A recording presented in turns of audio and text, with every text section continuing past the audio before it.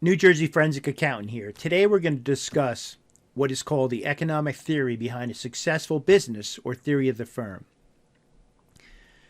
One question I'm often asked is what makes a firm successful? Why do some firms flourish and others go out of business? Obviously, this is a very difficult question to answer. There are many reasons why some firms fail and some succeed. Some has to do with luck, but most of the time it's the result of hard work, solid strategies, and the ability of the entrepreneur to run the company that makes the firm successful. If you really want to understand what makes a firm successful, it's important to go back to Adam Smith's book, Wealth of a Nation, which was written in 1776. Adam Smith, most people don't realize, was also a moral philosophy, and he wrote a book called The Theory of Moral Sentiments.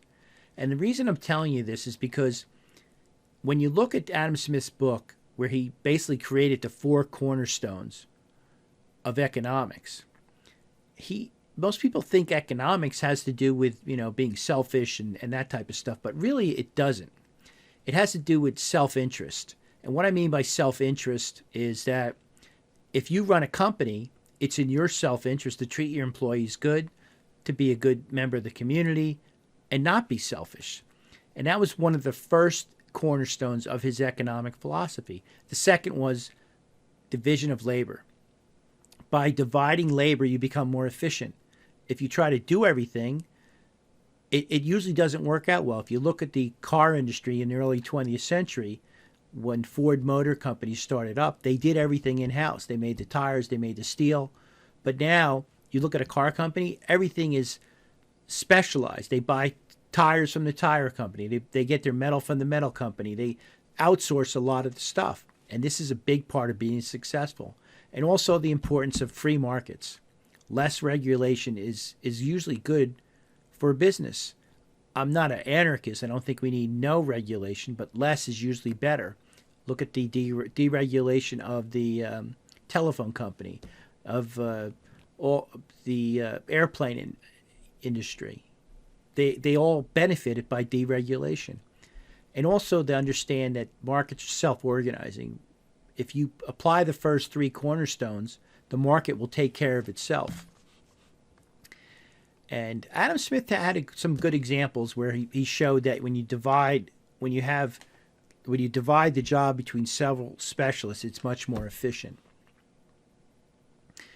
But something that is a concern is, why do we even have firms? And this was addressed by Coase in his 1934 article that appeared in the Economics Journal.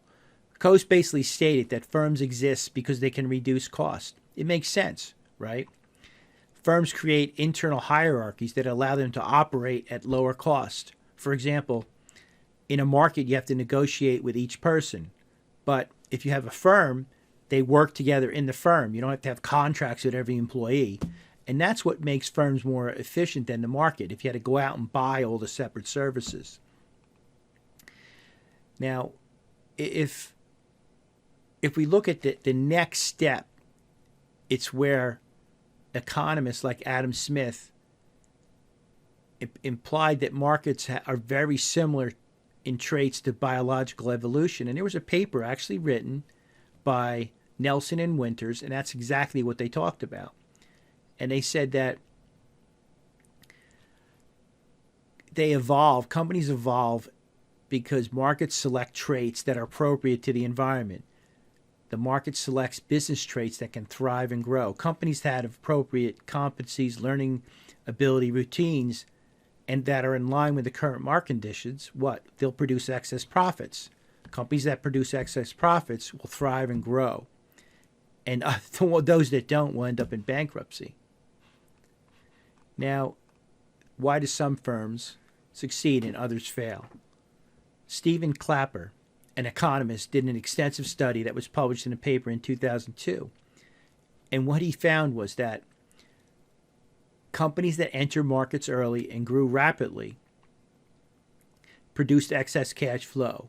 And if this excess cash flow is invested in R&D, those companies survived and flourished. So think about what's happening here. You have companies that went into a market, they had excess cash flow, they invested into the business, which made them even more efficient.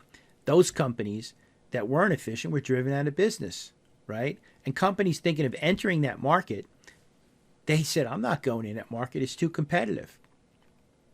So if we summarize what makes a firm successful, it's basically Adam Smith's lessons that said that if you focus on self-interest, you specialize in high-value core competencies, you'll produce excess profits. Firms that are more efficient than the market have lower costs and will be able to reinvest in research and development. And what happens when they do that? Well, they improve their product and reduce their cost by improving the products that are needed and wanted by consumers and delivering them efficiently at lower cost. This will drive out and keep competition limited. The cycle will perpetuate itself and companies will grow until it exceeds a specific scale where the law of diminishing returns will stop its growth. I know this was a high-level discussion and mainly involved economics, but this is really what happens in small business, even if it's a mom and pop store in your local town. This is what they do to become successful. So you probably have some questions. Just leave them below in my YouTube channel. One of my analysts or I will get back to you. And I really would appreciate it if you would subscribe to my additional videos, which we're going to be coming out with shortly.